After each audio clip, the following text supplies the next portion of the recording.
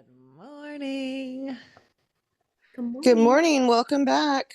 Thank you. I am rocking the bedhead so hard for you guys today in true Dawn fashion. I just woke up a half an hour ago.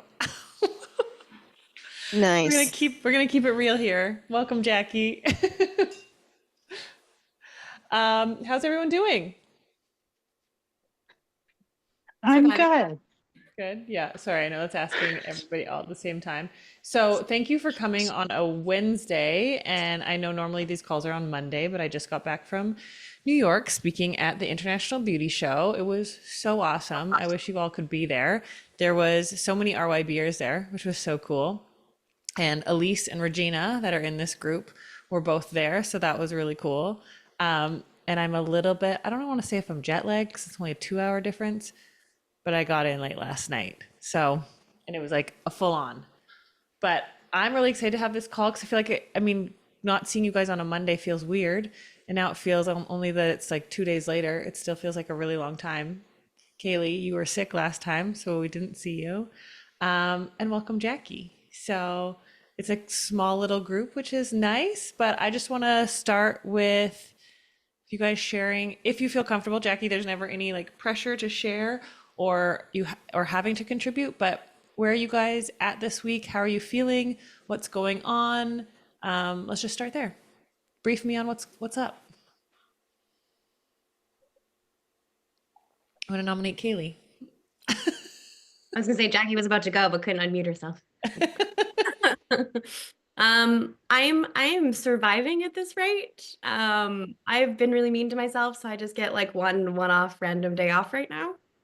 Oh, And I'm teaching every week for the next 5 weeks. So on top of my small schedule, I'm like, oh good, now I'm working every day. But it's okay. It's good. is there an end in sight? Yeah, I've only got classes for 5 weeks, and then I think I've got it just mixes around of like I've got a couple long weekends for like baby showers and bachelorettes and a wedding over the next couple of months. So it's like my days off for that. Okay. But it's good things. It's happy things. Yeah. Teaching. It's just But like a long line of work in your future. yeah, I've also lived at the salon since Saturday, Oh, and I'm there until Friday. So that was my own fault, but okay. But you're yeah. doing okay. Is it exciting that you're that busy? With work, no. Some of it's just like I had a friend in town, so we did like a girls' day, which for her includes a haircut. I had to go to work, which was fine. It was an hour. And then same thing on Friday, I'm doing a friend's hair. So it's my own Can I challenge you on something possibly? inability to say no. I'm currently looking for a brush because I didn't think my hair looked that bad before this call. And now that I'm on here, I'm like, oh, that's really special. When you say we had a girls' day, which for her, that includes getting a haircut, is that something you actually enjoy doing or do you feel trapped by? No, I really I enjoyed our company, and then she treated me to a pedicure. So that worked. Like that was our trade-off. Okay. Okay. Yeah. And I hadn't seen her in I don't know how long. So it was really nice just to see her again. Oh, awesome. No, it was something that was supposed to happen a couple months ago, and then she's got a Mhm. toddler. And so we kind of had to keep postponing, Yeah. which on the days that we did have to reschedule, I was like, fabulous, great. And then I was like, maybe it'll happen again. But all in all, my soul felt good. Like it felt Good. just like have some girl time, and Travis is away right now. So it was nice just to have, Awesome.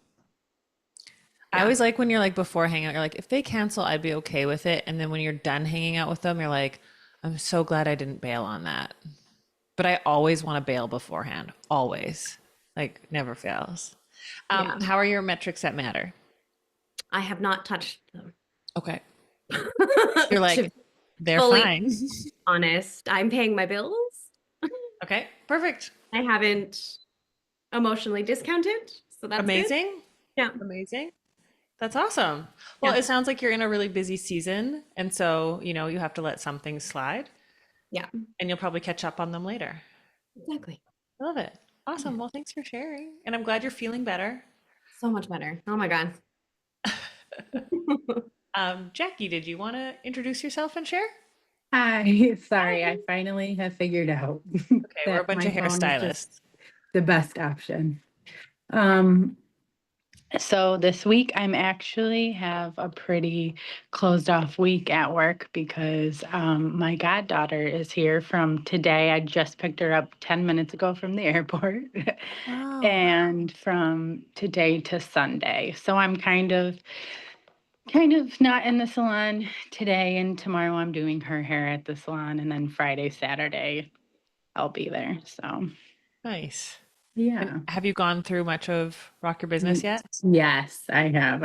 I so far I absolutely love it. And I've started like the metrics that matter, and I've been emailing people, and it's just coming out of my comfort zone in so many different ways. So I love that. That's yeah, awesome. yeah. Well, yeah, enjoy Like, this week. Sorry. thank you. No, you're good. You're good. Yeah. And your goddaughter, you said, that's visiting. Yeah, yeah, I love that. And yeah, I love that you guys like give your like Kaylee and Jackie like it's like, hey, this is like a busy time. I'm gonna go easy on myself. Like yeah, put the pressure. Like even for me today, I'm like, I've got this call and then I have like other things I need to do in my business. But also for me, like I used to like from traveling, I was like, well, those are my days off. I would like not think of work trips as like working. It was weird. Or like a travel day as a work day, even though travel's exhausting. And I used to like throw myself back into work. Where today I'm like, I think I'm gonna go find a sauna and like recalibrate my body, especially after traveling. Or like if you've got a busy week, like finding what things you can like, what am I okay not doing this week? Or what can I let slide? Yeah. Oh, I love that. Thanks for sharing, Jackie. of course. Thank you. Bobby, the queen of upsells. Good Good morning. morning. Life is Well, crazy. I'm just going to let you know now. In about a half hour, I'm just going to go to listening because I'm driving my mom to some appointments. So I'm still going to have you in my ear. But let's see, last week was a little crazy because I had some childhood friends in town for a funeral service. So we made the most of it. And so that was 4 days that I blocked off for them. And it was a light week, but I made the most of it and did some small upselling. And then this week was really light, but I ended up last week getting a new client call for somebody that basically said, my hairstylist is canceled for me the fourth time today. I need somebody new. My hair's down to my waist. This is the color I want. And so she's coming in on Saturday. And I was not originally working Saturday, but now I could pay my rent. amazing. And let's see, no emotional discounting. I started my second quarter newsletter, started working on that. Had a sales consultant meeting with working on product placement and promotions. Um, let's see what else. Started note writing again and sending notes to my clients. So yeah, so I think overall it's good, and I haven't touched my metrics. So and No shame. I need to make that a priority. So, Yeah. but yeah, It's hard to do it every week though. Like sometimes I'll get on like such a roll and then my actual sales will start to slide because I'm like spending so much time on my metrics. And it's like you need to have the balance between like, it's more important to like be actively in your business than working on your business, right? yeah, trying. So I would even say if you guys wanted, like, if it feels like too much to do it every week, just put like a reminder in your calendar once a month to go and update it. And then it's less pressure, right? yep, that would be a great thing. Starting April 1st. Haha. Yeah, April 1st. I also find subconsciously as you do them, it's like I kind of know where I'm sitting just Hmm. from doing them regularly, where it's like I can look at my numbers really quickly and be like, okay, that's going to be roughly here. Yeah. Okay. I think So my brain kind of like forgets about it because I'm like, oh, snap, it's now like that's going to be yellow. Yeah. Done. so I on that really, same aspect, oh, I'm so sorry. no, go, go, When go. when I get on the scale and I go, oh, I'm eating healthy. Oh, I'm doing great. And then I go a month and I'm like, well, I ate like shit because I gained 5 pounds. That's how I feel like the metrics are, that if I'm not on top of it, that I'm slacking on it. Yeah. So However, can I challenge that thought? sure. Because I'm like, I love to play devil's advocate. So please know whenever I challenge you guys, it's because It's not that I don't think there's like right and wrong. I always just think there's like so many more perspectives we can share. And when you said step on the scale, muscle weighs more than fat. And so sometimes your business might look like it's making less money when you're in an investment time, when you're investing in your business, right? So if you're spending more and not bringing, do you know what I mean? Like your costs might that's go up actually for a great. time because you're investing in your business to then make more. Only because my scale is a lot higher than it normally is right now. I'm like, it's muscle. It's for sure it's muscle. But That's a great way to look at it, when though. you think about that, like That's I personally I'm a tall person. I'm like 5'9", and the number on the scale can really get me because I'm never gonna be like 140 pounds ever. Like if I was, I'd be sick. And I think same with like business, we can be like, oh, I want to make this much per week or whatever. And like that's what like success is. And I can still, even though like logically I know I'm tying it to like weight and stuff, but I know logically, like I'll never be like 120 or 140 pounds because I'm like not a tiny person and I'm not a short person, but I like still think I want to be there because that would be success. Because like all the teen YM magazines and 17 magazines that I grew up on, right?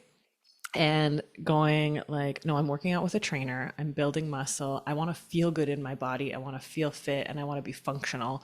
And so like, how can we like take that kind of analogy of like, okay, maybe I thought success was like taking home this much, but is that actually attainable or sustainable for me where I'm currently at with my bandwidth?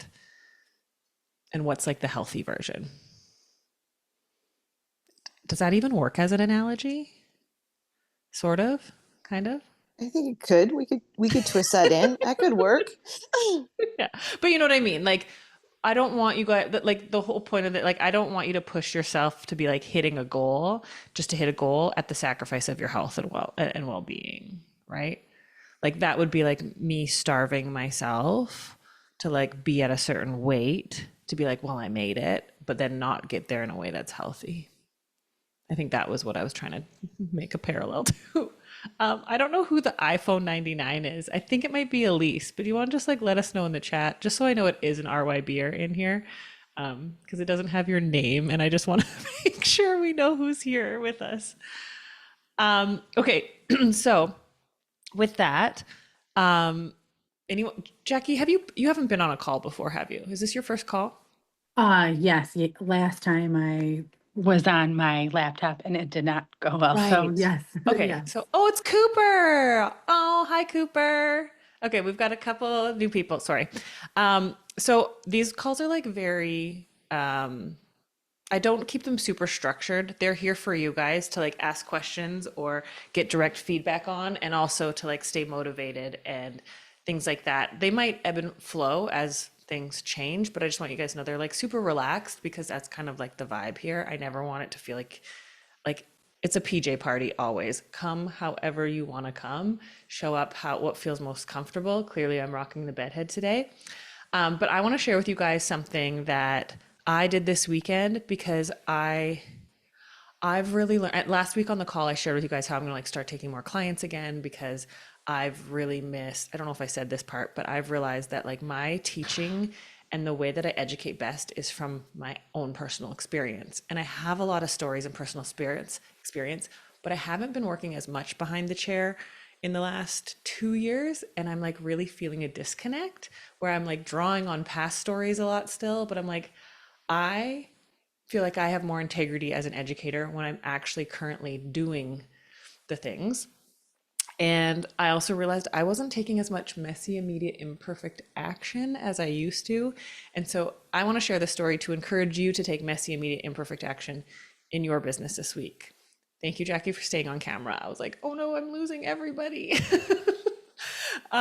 So I was at IBS this weekend and I decided, oh, I want to do like give the people that are in my classes something, like some bite-sized program at a discounted rate for coming to the show. And so I took a offer that I have that's normally $37 and I made it for them for $17. Now, as like an online business, I'm like not the tech guru and I didn't have my assistant available at the time. So I'm like, I'll just quickly do it myself. And I was like, I don't know if I'm doing this right. I like tried to make a QR code and a coupon code and like all this stuff. And then I was like, all right, now if you guys want this, like here's a QR code, get it. And after the class, no word of a lie, you guys, 15 people came up and they're like, I bought the thing, but I have a 404 page. And it like, I was like, oh no. And then I looked through my end of like where I can see if sales went through, and they're showing me like, well, here's my invoice. I paid the $17. And I'm like, it's not saying that anybody bought anything. And I was panicking, you guys, because that moment of like, I did the thing, I got uncomfortable. And then you kind of think like, I'll do the thing, I'll get uncomfortable and I'll be rewarded for it. Right? And then it all goes sideways. And it was yesterday and it was the day at IBS where it's all students. And so it was all like cosmetology students being like, I bought it. And I was like, Andrea, who is my assistant, like wasn't online yet for the day. And I was like, I was like, what do I do? And I was like, give me your name, give me your email address. I was like, we'll either refund you or we'll get you the product. I don't know what the answer is right now. And I think that's like, I wanted to share that with you guys in real time of like, sometimes it's better to just do the thing, right? Do it and do it messy and do it imperfectly. And I was literally, the class was talking about the anxiety of going into the industry. And one girl's like, talk about anxiety, right? And I was like, I'm actually really calm right now. In the past, I would have spiraled being like, that was dumb. I shouldn't have done it. I should never do something unless I'm 100% sure that it's completely put together and all perfect. But the reality is that if I wouldn't have done that, 10, 15 people wouldn't have gotten the client building bundle. Turns out I just didn't have a thank you. Like the link was broken to the thank you page after they purchased. So it just went to a 404 page. There's like one letter. And my internet wasn't connecting in the room. So when I walked out of the room and refreshed it, it showed all the purchases go through.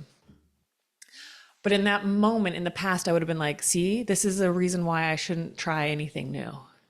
This is proof of like when I do something that I kind of put together last minute or decide last minute, but I'm like, no, I am possibly helping change the career for 10 to 15 people. And it might mean maybe one or two people are like, she's so unprofessional, which I'm like, probably not the right person for you to begin with. Right? But realizing like you have to take messy, immediate, imperfect action. You have to be willing to do it and have it go wrong to start. You can always refine it later, but you don't know what you do. Like I wouldn't have known that the thank you page didn't work until they had done it. And so I just want to share with you guys, I am like currently still actively doing that. And it's actually lit a fire back up in me. I don't feel embarrassed about it. I've been really able to like remove, it's a really cool place to be in right now where I'm able to own, even if I've made a bad decision or a wrong decision or I've done something that I'm not proud of, I don't feel like I'm a failure. I don't feel like I'm bad. I'm like, oh, that was a mistake. I can own it without it being part of my identity. Or if like something goes wrong that was unintentional, I don't take it on anymore. Where in the past I used to spiral being like, oh my God, I suck. I'm a failure. They think this. And like even those students where the one was like, talk about anxiety, hey? And I was like, actually, I'm totally fine right now. I'm trying to figure out a solution, but I'm not taking this on as like, I'm horrible. And it's to be able to sever that connection between identity and your actions is really, really good. And knowing that my like intention was pure and good and a mistake happened. And so I want you guys to think right now, and I know like a couple of you guys have busy weeks, but what's one small, messy, immediate, imperfect action you could take this week? And I love that like Bobby was sharing, like I'm sending out my quarterly email. I think like sending out an email is like a really cool way, or like having like, Kaylee, I don't know, your promo that you did last month, like was it well thought out or did you kind of just put it together last minute? Mm, Did I like just call you Callie? I have no idea. Okay, That was sorry. fun. I feel like I get now confused. I'm like, which one is it? Oh, I had somebody I was at training and like I've known them for 3 years and they came up and they were like, okay, we have to solve something. And I was like, oh my God, what did I do wrong? And they were like, it's Kaylee, right? Not Callie. And I was like, yeah, you've known me for 3 years. Like you met, I'm like, yeah. And they're like, okay, I just keep defending you and everyone tells me I'm wrong. Aw. It's okay. I respond to all of it.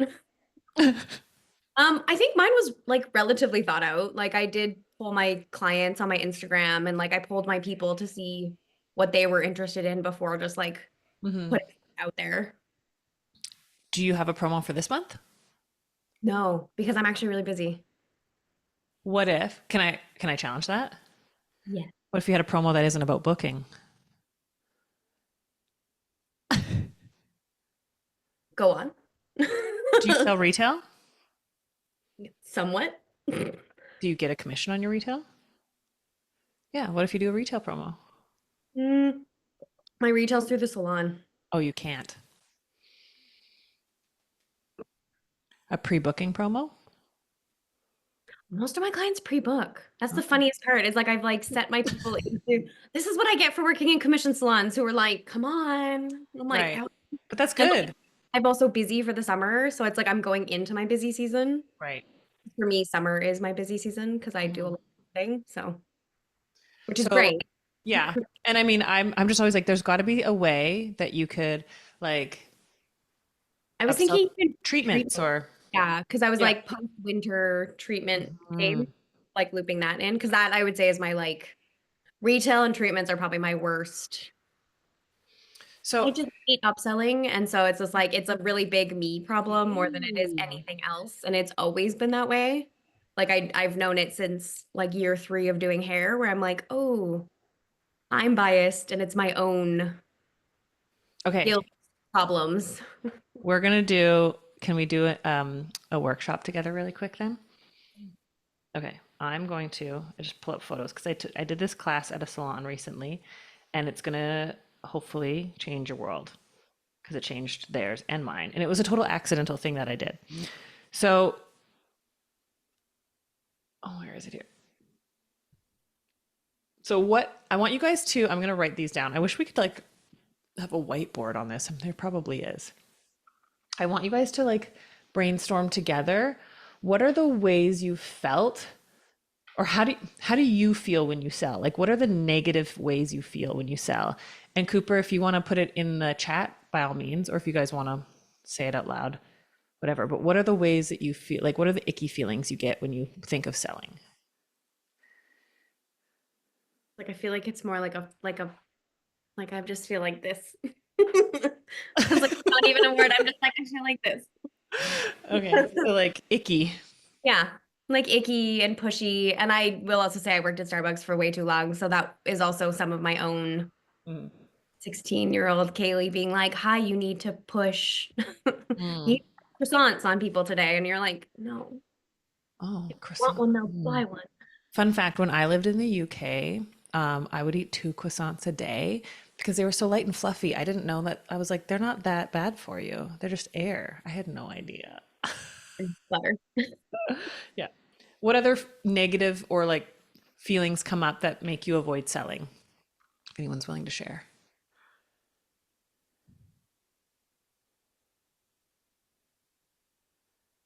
Well, I feel like I do a tremendous amount of retail sales. Hmm. And I've always have really built that into my consultation. I Hmm. feel that sometimes, and this could be that whole mental, emotional discounting thing, will creep in and I'll go, oh, their bill because I've raised all their prices is already high. Oh, do I want to do this? But 8 out of 10 times, if they leave with the product, it's a liter size. It's never a small. In fact, I don't even stock the small sizes of anything. And I really once a month pull out a portion of each line that I have, or I'll pick 5 or 6 products and I put them on my counter. Products of the month, 25% off if you buy any of these. I love that. And then I'm really pushing that e-commerce site. So that's incorporated in it. And so, although I haven't had any movement from it, but I'm not discouraged. Amazing. I mean, and that's the whole name of the game is like sometimes we'll try things and they'll flop, right? And sometimes we'll try things and they'll go off. Okay, so I want to ask you guys, what are some of the ways that you've felt when someone's sold to you in a way that didn't feel good? I think it's always just like put off. Yeah. Like, don't want to go back? Yeah. And I've definitely like, I think some of mine is I've had a few clients that have expressed that they're like, they like that I haven't pushed. Mm-hmm. But my brain's like, okay, but there's all the other people that are like, hi, I'm ready to be sold to. Yeah. But that's always, I'm like, I just feel kind of like, I'm like, thank you, but not today. And if it's like, keep going, Yeah. Do you think it comes from a place of like feeling uncomfortable saying no, thank you? probably. Or that Mhm. like people pleaser and wanting to like please them by buying it. But you're like, I literally have $5 to my name, so I can't. Yeah. Like I remember going to a retail class once and they're like, okay, what you do is you make them hold it because people are more likely to buy something when they feel it and experience it and smell it. And then you ask them, do you like that? And if they go, yes, awesome, I'll put it on your bill.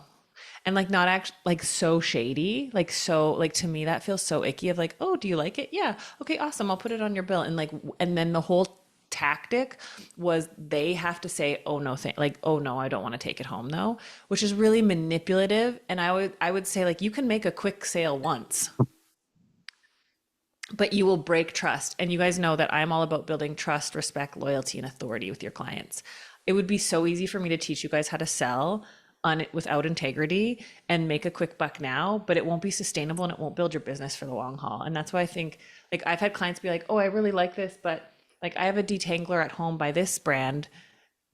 Do I need this one? And I'm like, finish your one at home first and then come and get this one. And that, yeah, I don't make the sale today, but I will make way more sales off that client in the long run. And so that building that trust, respect, loyalty, and authority in how we sell, we need to think of selling in a very different way. And so this is a little, I wish I could like show this to you guys, but I want you guys to think of, in order to build, or I'll draw it on a piece of paper and we can do this together. So hopefully you'll be able to see my pen. So I want you to start brainstorming what are things that you can do or you can say to your clients that build trust, respect, loyalty, and authority.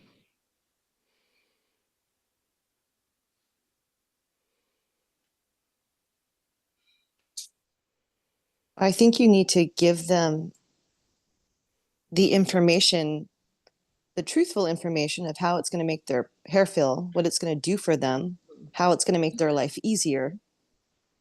Yeah. So to build trust, what could you do with your clients? That educate, you would say, Bobby? I definitely would say educate. And then I've gotten to the point also, it's like I realized since working with you that I didn't realize prior, and I'm aware now that people leave and then they just go in their car and they sit and they go to Ulta and they do an order. So I've started asking for the sale. Hey, you know, this would be great. And somebody actually said, well, I can get that from there. I go, oh, I have it right here. Would you like to take it home? I've only had one person say, well, I can get it cheaper on Ulta. I go, pull it up right now. I'll price match it just to move it out of my inventory. Yeah. So when I made that realization that they're going elsewhere, and then I had a client off sort of on topic, tell me how much every month they pay to have their dog's hair done, and they don't bat an eye. I'm like, oh, I am not worried that I raised your price $20. Yeah. Why? Okay, this is so fascinating because I had someone else. I was watching a hockey game with my boyfriend's cousin, who's a hairstylist as well. And she was saying the same thing of like, I just found out how much money my client spends on her dog's grooming every month. And now for sure their price is getting raised. Why do you guys, and this is, I'm genuinely curious. Why do you think it's only after we find out how much they spend on something else that we then feel justified raising our price? Catholic guilt. Oh, sorry. Catholic guilt. Tell me more, Bobby. Tell me more about this. I don't know. It's just, I think we're all in the service industry because we like to serve. I'm a giver. My, love language is gifts of service, gifts of time, and I never expect to be compensated for it. So I guess that just has inadvertently traveled into my work life, and I'm really trying to change that. So let me ask, can we dive a little bit deeper on this for a second? Sure, absolutely. So what do you currently charge on average to your clients? Charge on average for Like, haircuts? sure. Yeah, your haircut. 85, 95. No blow dry now. That I've taken the no blow dry option off. It's only you leave with your hair dry, and if you don't want to dry, you still pay the same price. Okay. And it wasn't that for a long time, and that was only recently, a couple months ago, when I finally took that step with you guys to raise my prices because I was so undercharging before. So it was a big jump. Okay. So the one that you said I just raised her price now because her dog's price, what was her price was like 85, and now what did you raise it to? Oh no, her price was 65. I raised her to Okay. 95. Okay, so you haven't raised everyone's prices yet. No, everybody got raised, but Okay. that particular person, that's hers.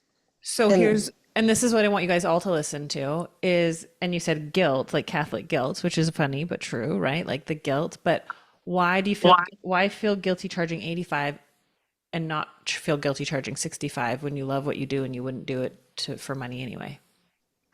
Because I think I've charged 65 for so many years that I wasn't in the habit of raising prices with cost of living increase. I just took it as the burden. Everybody else is getting raised, so I don't want to lose you as a client. And now I'm valuing my own personal space, and I'd rather have 3 quality clients than 10 inexpensive clients. So is it actually guilt that you're feeling, or is it something else?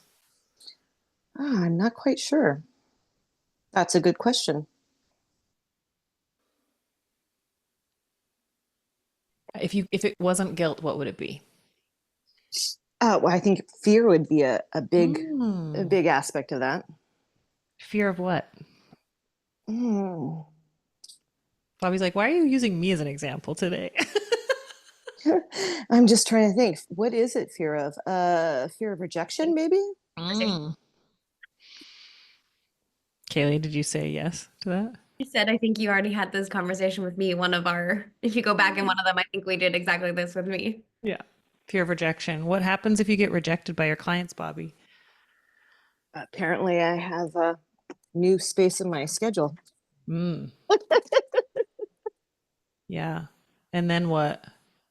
And then starting over. I've rebuilt before. So Yeah. And what if you were able to get clients that didn't bat an eye at $95 for a haircut? Which is exactly why I'm so excited to have a new client come in on this Saturday that doesn't know any backstory. So And then do you feel guilty charging them 95? absolutely not. So it's clients I've had that have been, not necessarily grandfathered in, but, I've have clients that I've had since I got out of beauty college in 87 that I still have, right? And back then, what were you charging? Very little. And, so I'm getting past the guilt of I'm standing up for my worth and not trying to bat an eye on my side. Yeah. Now, I don't know if this is true for you or not, Bobby, so I'm not going to put this on you, but I wonder if it's not guilt, but it's a fear of your clients confirming that you're not worth it. That's interesting. I don't know if I ever thought of that. Because if you're not feeling guilty charging a brand new person that price, then why do you feel guilty charging somebody else it? And is it guilt, or is it just fear of, like, deep down you don't feel like you're worth it to the people who've known you longer, who've paid a different price, or you're afraid of a confrontation of them being like, well, who do you think you are? Or, and I'm not saying this is necessarily the case, but I know this is the case for other people and myself in the past. If they push back or if they question me, I don't know if I can defend it because I don't know. I feel like a little bit of an imposter in this new price. But if someone comes in and doesn't know any different, then it's okay. So it's less about feeling guilty and more about the fear of someone calling you out on whether or not it's worth it. That could be a small portion of it, for sure. or the fear of rejection, right? And I always think it's going to be work either way. I mean, it could not be true for you too. That's so just, I'm not saying you have to take that on or own it, but you can keep clients at the old price and it's very comfortable and it's safe and you don't have to like face rejection, but you're going to have to work harder to make the money you want to make. Or Absolutely. or you can face the possibility of losing clients, which you might, but you might break like money wise, charging more and losing a few clients, you'll still make the same amount of money. And you'll have to work a little bit harder to get new clients. Both options require you putting a little bit more effort out there. Yes, ma'am. And so we get to decide. And it's not about, I think like if you don't raise your price, and I know you have raised your prices already, but I'm speaking to the whole group. Like if we don't do the scary thing, it's more work forever. If we do the scary thing, it might be more work for a time. But it feels like a death. It feels like a huge threat to go do the scary thing, right? Like even this weekend being like, oh, I'm gonna like, I know my business is a little bit different, but like, oh, I'm gonna go sell on stage to people. And then all of a sudden I had like 5 minutes left. And I was like, maybe I won't, maybe I won't, maybe I don't. Like the students are talking to cosmetology students, guys, holy cow. They were like this in the, like most people like in my classes are like, yeah, and they like interact and they ask questions. And the students were like this.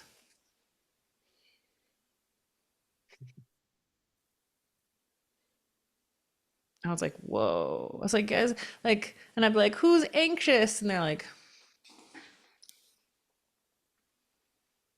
just not looking up from their phones. And I was like, this is a really tough crowd. It was like I was talking for an hour to myself, it felt like. And then I was like, they're not gonna, like, I like totally convinced myself, like, why even try to like give them this offer, like how to build their clientele. And then I was like, nope, just do it. Just do it anyway. Even if like no one gets it. And then like 10 to 15, I think, I don't even know how many, it was like 10 to 15 people grabbed it. And it's not about the, like, I always like, yes, I want you guys to make more money, but like focusing on like, how's it going to serve them? I knew that there was people in there that are serious about building their clientele and that I could help change the trajectory of their career as they enter into the industry. Thinking about like, if your clients, if you don't raise your price or if you don't give them an upsell or if you don't offer them something else, like they don't know any different. And like that person with the really dry hair is just going to struggle with like breakage and split ends and like hair that doesn't feel good because they just don't know that there's another option. Or your clients are going to continue to pay you your price. And then all of a sudden, I can't even tell you guys how many times someone tells me, oh, I raised my prices and my client said it's about time. Right? Everyone's nodding. Have you guys all got that at some point? And I mean, I know, Cooper, you're like, I think you're in and around Toronto, right? Yes, I am. Yeah, it's not cheap there. Not cheap, no, no. No. And then Kaylee's in Vancouver. Bobby and Jackie, do you guys live in bigger cities or smaller towns? I'm in Silicon Valley, so it's pretty high here, pricing. Oh, yeah, yeah. Jackie, what about yourself? I live in Syracuse, New York. It's not crazy expensive here. I mean, it's expensive, but it's not like a large Yeah. city expensive. And so I think in an industry where we collectively have undervalued ourselves and we feel like, I don't want to say less than, but society hasn't done us any favors in like making us feel professional. And there are like the very successful, like the 20%, right? That like make 80% of the money. And I do believe we are shifting that. But even when it comes to whether it's like big city and like higher cost of living, I also have like people who like live in smaller towns and like, well, I could never, nobody else. And I'm like, but know that you have people in your town that drive like 2 hours to the city to get a big city haircut and then drive back 2 hours. Think of the time and the mileage and the gas money you could save them. And there's an RY beer that like raised her prices over $80 in a small town. I want to say of like, I don't even know how many people were in her town, under 20,000, I think. And she's like bringing the big city talent to our small town. And she's like, yeah, nobody else in my small town is charging this, any of the other hairstylists, but I've educated myself, I've got the talent, I've got the skills, and I'm saving my clients time and money. And so it's all about how we deliver it and the perspective we give our clients. If we're like, is it, and I don't think you guys are doing this, your price is going to be, and Bobby, I'm using your numbers, like, so your haircut's going to be $95 today.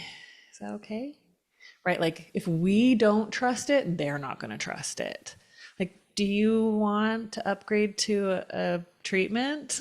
Like, right? Like, people, if we're not feeling confident that we're offering something to them of value, that it's not even worth trying to sell. And I think that's where like we feel icky selling because we feel like we're like pulling one over on them.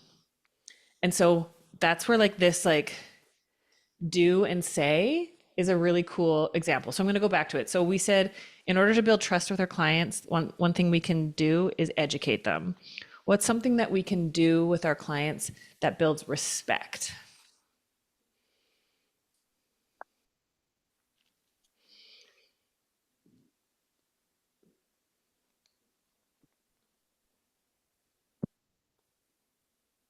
Boundaries, maybe?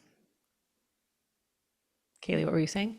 Say boundaries on like both ends, like boundaries for ourselves. And if they put a boundary up of just like they're not interested, just Yeah, like being receptive. Yeah. Okay, what's something that we can do, and not even thinking of selling, just in general, do that can create loyalty with our clients?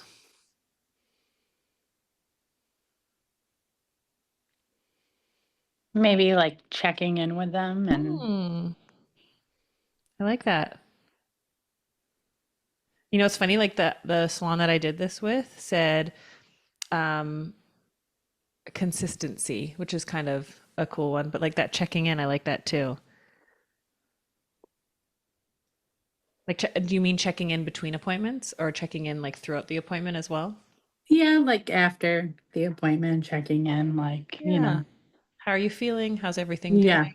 Like yeah, showing that you care. yes, yeah. It's not just like, oh, I got you in, I got your money, and see ya. Okay, and then Right. what's something we could do to create a like show that we're an authority?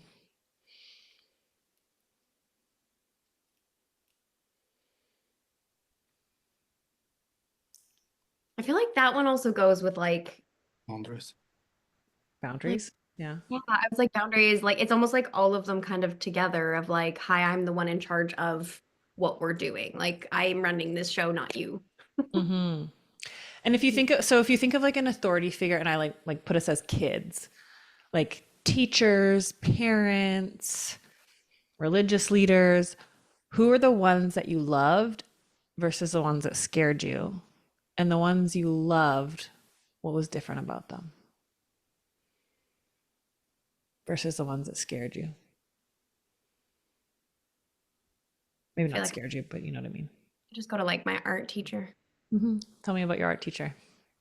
She was just fun. Like it was fun and quirky and like she taught, but still was like again authority enough where it was just like, okay, no, we're gonna do what we're doing, but we're gonna have fun while we're doing it. Mm-hmm. It's like the teachers that yelled at you where you're like, well, now I don't want to do it for the sake of Right. yelling at me. Like you can scare people into action. You can get a sale once, but then people will not, it won't be with integrity. So do you think, I think like when you said art teacher, and it's funny, I was thinking my grade 4 teacher, Mrs. Weddegreen, her name was, and she was so fun and she made songs like I mean, this is going to be the most Canadian thing for you Americans. We were like, meter, decimeter, centimeter, millimeter. And we like learned all of our like metrics that way. And like in songs for everything. And she made it fun and yet she had really good boundaries where like we still respected her. And so she was like, we knew that she knew and that she was the authority, but she made us feel like equals with her as well. Like we felt seen.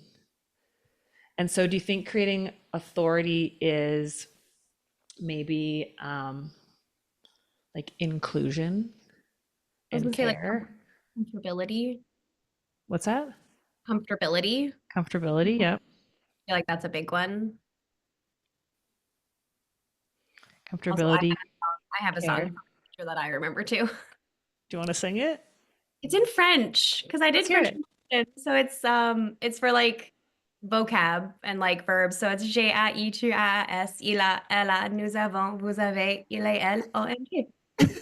I don't know why I still know it, but I do. Does anyone else have any other words they want to put for authority?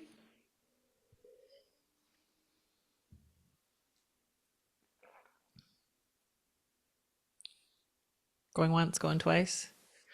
The salon that I taught put the way you build authority is through being honest and having integrity.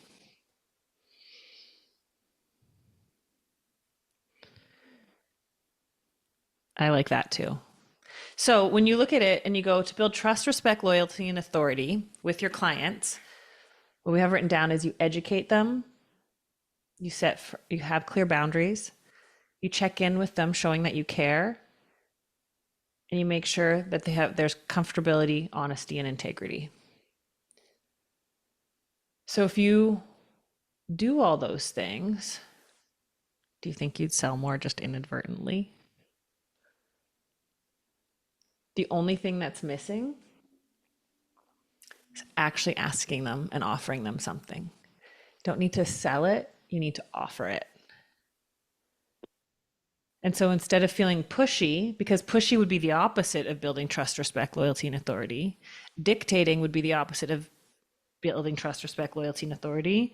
Not having any boundaries would not, right? It's like that, all these things damage the relationship. But if we educate them on what we're doing or what could help, or like, and if we check in and go like, what are you struggling, like, are you struggling with anything since your appointment? Or how's your hair feeling? Like finding out, like showing genuine care and curiosity, I think too. I'm gonna put curiosity under loyalty. Going like, tell me, like even with Bobby earlier, I was like, tell me more about that. Like, help me understand. She could say Catholic guilt, and I could have made so many assumptions from that, right? But it's like, no, I care about Bobby and I want to understand her more. And like, let's peel back the layers. So I think building that like natural curiosity rather than assumption. A lot of people try to build authority I mean, I think back to early days in my career when I felt insecure and worried that people might think I'm incompetent. I put on this really big wall of like not getting curious, but being kind of like, like, okay, yep, I know what's best, because it was out of an insecure place. I'm like, oh, I don't want to ask too many questions because what if I don't know the answers? But getting curious, tell me more. Is there anything that's bothering you about your hair? And then like, oh, you know what? Like, I really like the color, but you'll find out more information. Be like, oh, do you like, and then following up with another question. I know a product, or I have this service, or I have this treatment that actually can really help with that. Are you interested in all? Would that be something that would be of value to you? And then that's building that respect, that trust, that loyalty, that authority. Like, hey, I actually just took this class last weekend and I learned that XYZ and that, this. Isn't that cool? And actually I've decided to like offer this treatment. And it's all about building trust, respect, loyalty, and authority with them to do something like you're not doing something to them or at them, you're doing it for them. How can I make their life better? How can I make their hair feel better? And I mean, have we all had a bad haircut in our life at one point? Like, you know how you feel, right? So anytime that you like, because I'll get into the mindset of like, well, it's just hair. It's not life changing, right? Or like, I'll like get that whole like, we're not doctors, right? Like I'll sometimes go into that place, but really think of how you feel when you've got a bad haircut or a bad color. You don't feel good. Like, we are in the business of self-esteem and self-confidence. You can change the way someone feels about themselves by offering them something of value, and you're allowed to profit off of that. And so if you just went into every appointment going, how can I educate them, check in with them, make sure they feel comfortable, and be honest while giving them an opportunity to better their life or their hair, what kind of offers could I give each client? Would that help you feel more confident selling? And especially upselling, Because I know Kaylee, you were saying upselling's like your thing. Any questions or comments on that?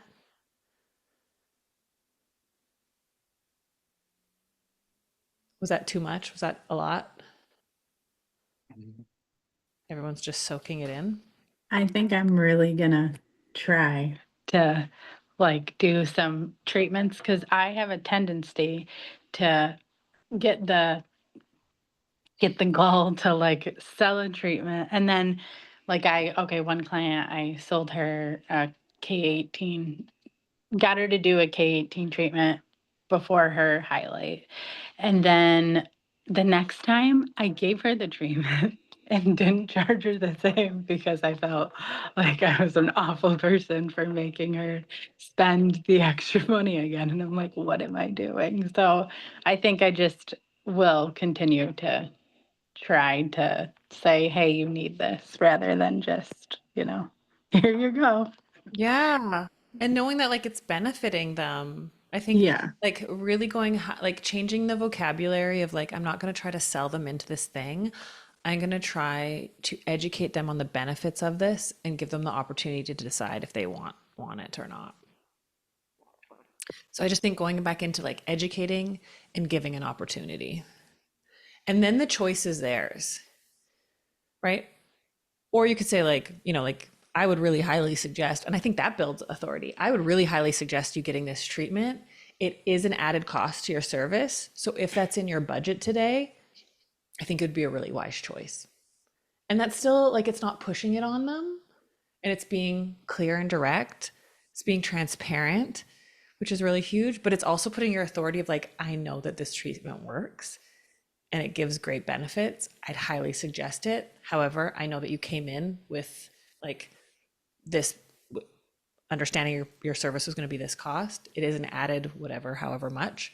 So I'll leave the choice up to you, but I know that it'll XYZ, right? Would that feel better for you guys? Because then it's like very like authoritative without being like commanding and demanding. I feel like I'm really good at that when I'm doing like a consult. Like there's something about when I'm doing a consult, whether it's like a new client or a regular, but it's just like its own service. I'm very good at like, okay, like this is what I think you need. But then it's like once I'm behind the chair with somebody, it's just like the concept of doing it on the spot goes out the fucking window. So do you Practice. Like I just don't, there's no like system and regularity to it, so I don't do it. yeah. So it's like developing the habit of it. Yeah. Whereas in a consult, it's already a built-in habit to be like, here are all the things I think you need or you do need. Here's your Right. What would happen if you started taking like 3 minutes before everyone's appointment to be like, catch me up to speed with where your hair's at right now? And doing a quick, I usually usually do. do. My brain just is like treatments are just okay. out the window. Like I Have need like a prescription pad that has a prompt. I don't anymore. I used to. Yeah. But it's also just remembering that it's like, okay, we've touched on like your haircut, we've touched on your color, and then my brain's like, okay, we need to touch on like how is your hair feeling? Mm-hmm. And that Yeah. would go So like building in that habit. yeah. Because it's like I do That's haircut and color without thinking about it. mhm. Okay, now I need to add in that little bit of just like retail prompt to myself and treatment prompt. Yeah. And almost having like a prescription pad would be really handy. Like that makes me want to like make like notepads but then I've tried to do drop shipping. It's a nightmare. But yeah, I would say like having like, yeah, like a little prescription pad that you can walk through and then it's like actually prompting yourself. Or you can buy, I don't know if your salon allows this, but like buy white dry erase markers for your mirror. And then you could just have like, have like that prompt there of like whatever, and you could just like quickly write on it. But I think it's like, it's the accountability to remember to do it. And I always say it's like, we have to show up at work like it's work. And remembering that it's not just like catching up with a friend and they only pay you like for the one thing. Like there's so much more opportunity. And it's not about like pulling one over, like pulling the wool over their eyes or whatever the phrase is. But like really being like, they're investing in themselves, especially with hair color. They're investing in their hair what's going to lock it in, what's going to keep it moisturized, like what's going to give them the longest longevity. And if that means like letting them know like, yeah, this is an extra $30. However, like your hair's so porous or your hair's so whatever, I think it'd be worth it for the longevity of your color. Those sorts of things. But I will say like, Kaylee, that's tough. Like, and myself included, like I'm in my own business having to get back into a routine that I got out of, and like getting back into a routine is hard. I think I've also like, I think the like ADHD like resistance comes into play because every salon I've been at, there's always like, okay, we're gonna do a retail class. Okay, we're gonna do a treatment. And it's like I've done it so many times that I think my body is also just like, no. Mm. There's just that like resistance to it where it's Like I know pushed this already. me so much. And then it's like, I do know, I just have to do. Do you think you need a challenge? No, No? Okay. I think I just have to do. Yeah. Cause I'm like The I not competitive human really doesn't work with them. no, but like with yourself, cause I always think like, I'm like, okay, can I ask every single client this week if they'd like a treatment and educate, like, can I show them the benefits of a treatment for their specific hair and offer it to them? And my challenge is just to offer it to all of them and then see what happens. Like, yeah, I'm And then probably keep track. like, I feel like more than anything, I'll probably go into April doing that. Mhm. Just settle myself into my, like, we don't Yeah. have that many days, but But like settling. finding some way to like make it like I thrive ADHD, I thrive on challenge. Like, let's see if I can do this. And like that was like this weekend at IBS, I'm like, okay, I'm going to give some sort of offer at each of my classes to people. And if one, and like I'm so out of practice of like doing live offers. And then I was like nervous because I'm like, what if only one person does it? I'm like, that's one person who I've helped. That's worth it. Right? But sometimes we can get into like, well, once I can like for sure help this many people, or once for sure, it's like just focus on like how can I make their lives better and remember to show up. So with this class, I was like knowing that it's like educate, like build trust, respect, loyalty, and authority. We came up with like a mission statement, and I'll share theirs, but I want you guys to come up with a mission statement for yourself if you haven't already. Theirs is, I consistently take care of my clients' investment through consistent, unprompted offers with honesty and integrity. Does anyone want to give? I also, if you see me picking, I got like a weird sliver in my pinky and I have tweezers and I'm trying to get it out because it's really, really hurting me, but I am present. It's like that ADHD. I'm like, I need to pick this thing. Does anyone know, like, do you have a mission statement already? Have you done the mission, vision, purpose, values? Or do you have like okay. Knowing that we put educate, boundaries, checking in, and comfortability and care, does anyone want to give a shot at like an I statement of what you offer your clients?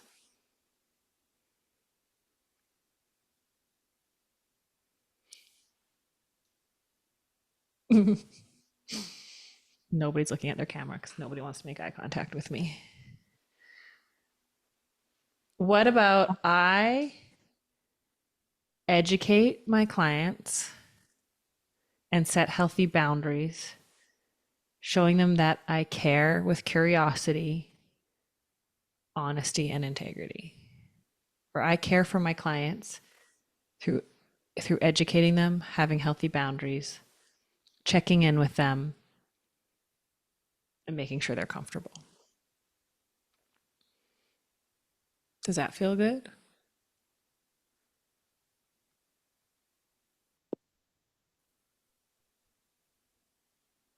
Does like going from the place of like building trust, respect, loyalty, and authority by offering them, letting them know what you have to offer that could benefit them, does that feel like a better way to sell?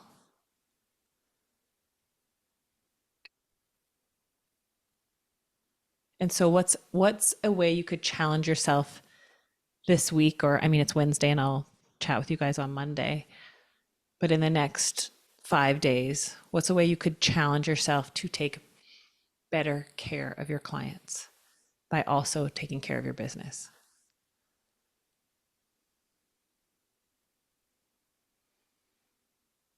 Everyone's like, these are too heavy for Wednesday. I didn't sign up for this. Asking, like just opening that door to the conversation is like the easiest way in. Honestly, you guys, the biggest secret is just learn to ask more questions and like follow up with another question. It's like, how's your hair feeling today? Good. Yeah, what feels good about it? And then like, oh, tell me more. Yeah. Is there anything that like doesn't feel right? Yeah. Or any way, like if you could change your hair in one way, what would it be? Like I think the way I upsold so many extensions was fine-haired people. Like, oh, I just wish I could have that like fullness down here. And I'm like, you know, you can. Like, how bad do you want it? How much does that matter? Because like so many, like I do great lengths extensions, and I've had other hairstylists be like, that's just like I could never, like they're so expensive. And I was like, but for someone with fine hair that's like hated the way that like, you know, I used to get pictures taken of me and it was like backlit and you could just like it like 3 strands of hair, like my like light just shone through my hair always. Like I was like, I don't care what it costs. I just want my hair to feel full. Like if you really know what your clients need and want and like give them the offer, they get to decide if it's worth it to them for the price. Yeah. Do you think this will help you show up differently? Definitely. Definitely. Is that what you said, Cooper? Yes. Yes, good. I like your blinds.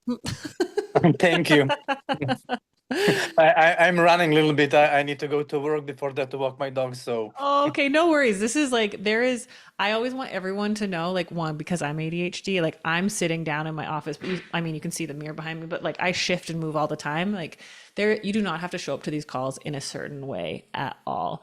I mean, I love Bobby's like driving her mom somewhere. Like there's no rules in this group of how we have to show up the way you best. And if you have to like leave early, that's okay too. But I think we're gonna wrap it up here. Thank you guys for coming on a Wednesday.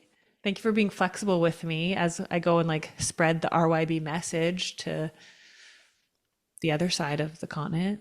It's a 5-hour flight home yesterday, which was long. But just know that we've got the Telegram group. If you've got questions about stuff or as you go through the videos and the worksheets, reach out. I want to like shout out Kaylee for helping. Is it Jeannie? Is that how you say it? Or I'm not sure. So that's what I've been saying it in my head. Yeah. Thank you for helping her out. I really want you guys to be able to lean on each other more. For those of you guys that are new, I'm really wanting, and those of you guys that are alumni, I want to update the orientation call that's like pre-recorded. And so I'm going to, I think, try to plan a time where I can do an orientation call live for you. That will be recorded. So just like help you walk you through the program a little bit easier and know exactly where to find things. It is a lot of information in there. But the best thing to do is to start here, do the first 2 modules and get through those and then kind of start going and picking and choosing, and always knowing that the whole point of having this community is to go like, hey, this is what I'm wanting to do. Can someone help me, direct me where like the best, like what did you find the most helpful? But then also the reality is we're all adults and we all have to take responsibility for ourselves. I wish I could do the work for you. We're here to support you and encourage you, but you have to show up and take the first step, which you all are doing, which is amazing. I like have the best people in RYB ever, and I'm so proud to be in community with you guys. So thank you so much. And is there any lingering questions about that need to be answered for yourself or your business right now? Jackie's like, let me go have my time with my goddaughter. No, I know. And Cooper's like, I gotta walk my dog. Okay, you guys are amazing. Thank you so much for being here. Thank you for participating. You're all big deals. You can do hard things. Try to take one thing this week and focus on it and test it out and see what response you get from it. And I'm really excited to celebrate your wins on Monday. I can't be here on Monday. Okay, we won't celebrate Kaylee then. Just kidding. What? Make next 3 Mondays. Oh, well, you'll be missed. I'm But we'll teaching see and you. Sorry? I'm teaching and I have a baby shower. Oh. Well, we will see you in the Telegram group then. 100%. I'll try Okay. myself again. Amazing. Okay. Bye, guys. Bye bye. Bye. Bye.